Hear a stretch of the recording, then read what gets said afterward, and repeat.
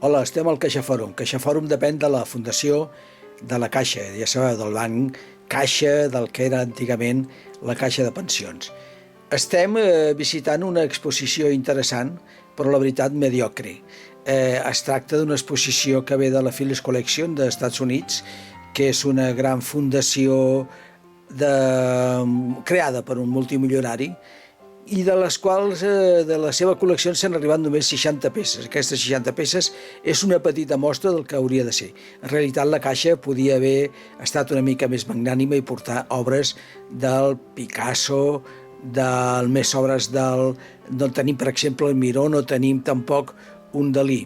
Hi ha una petita mostra i bé es pot veure aquesta petita revisió històrica, però trobem a faltar moltes peces i molts autors. En fi, la Caixa el que fa és omplir amb el calendari i tirar endavant el que seria una promesa des de la seva obra social.